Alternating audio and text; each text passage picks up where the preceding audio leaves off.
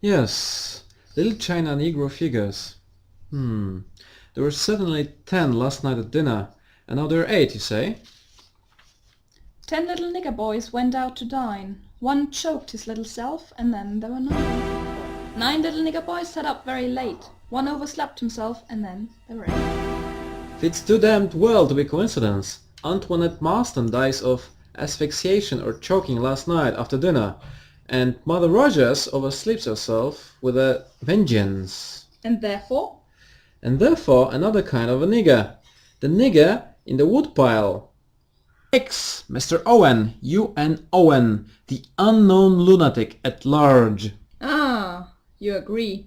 But you see what it involves? Rogers swore that there was no one but ourselves, and he and his wife on the island. Rogers is wrong, or possibly Rogers is lying. I don't think he's lying. The man's scared. He's scared nearly out of his senses. No motorboat this morning. That fits in. Mr. Owen's little arrangements again to the fore. Nigger Island is to be isolated until Mr. Owen has finished his job. You realize the man must be a raving maniac. There's one thing Mr. Owen didn't realize. What's that? This island's more or less a bare rock.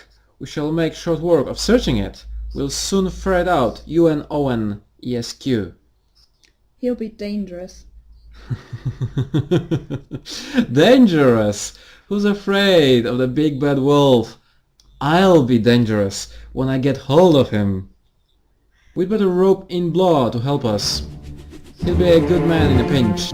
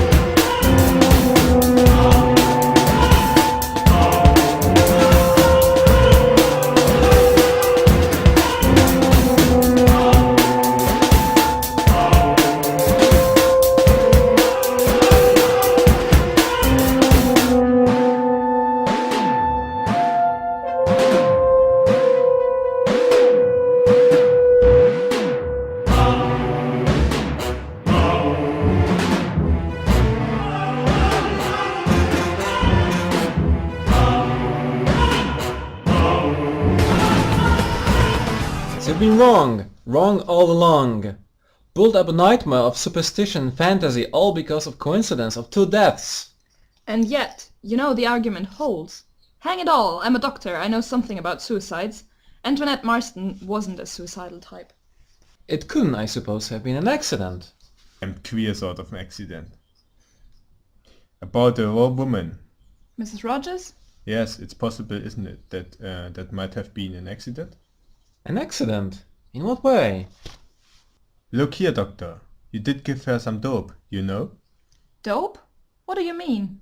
Last night, you said yourself you would give her something to make her sleep. Oh, that, yes. A harmless sedative. What was it exactly? I gave her a mild dose of Trinal, a perfectly harmless preparation. Look here, not to mince matters. You didn't give her an overdose, did you? I don't know what you mean. Things do happen once in a while. I did nothing of the sort. The suggestion is ridiculous.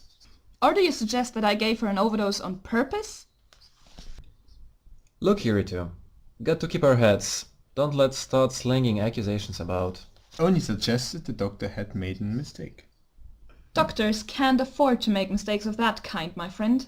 It wouldn't be the first you have made, if that gramophone record is to be believed.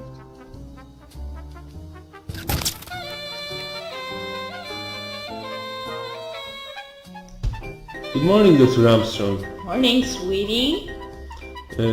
Have you just came from the Hawaiian party?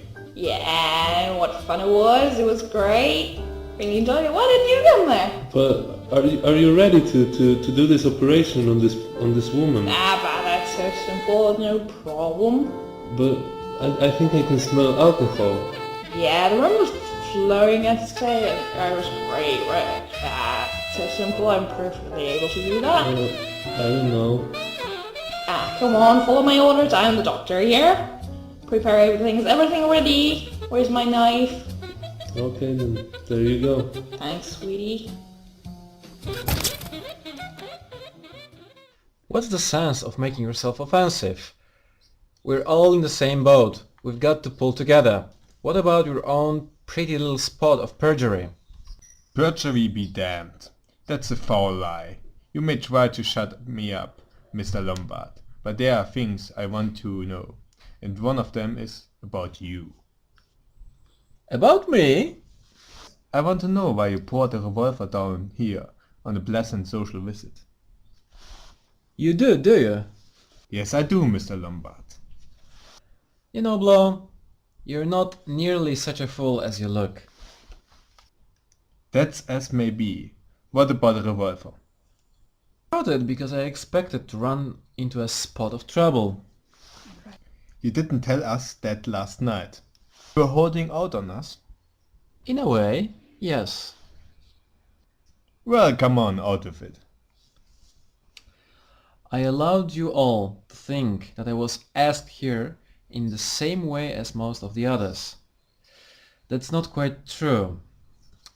As a matter of fact, I was approached by a little Jew. Morris, his name was. He offered me 100 guineas to come down here and keep my eyes open. Said I'd got a reputation for being a good man in a tight spot. Surely he told you more than that. Oh no, he didn't. Just shut up like a clam. I could take it or leave it. Those were his words. I was hard up, I took it. Why didn't you tell us all this last night? How was I to know that the last night wasn't exactly the eventuality I was here to cope with? I lay low and told a non-committal story. But now you think differently? Yes. I believe now that I am in the same boat as the rest of you. That 100 guineas was just Mr. Owen's little bit of cheese to get me into the trap along with the rest of you. For we are in a trap. I'll take my oath on that. Mrs. Rogers' death, Antoinette Marston's, the disappearing nigger boys and the chimney. Oh yes, Mr. Owen's hand is plainly seen, but where the devil is Mr. Owen himself? Tell everyone to meet in the entrance in half an hour. We have to tell the others.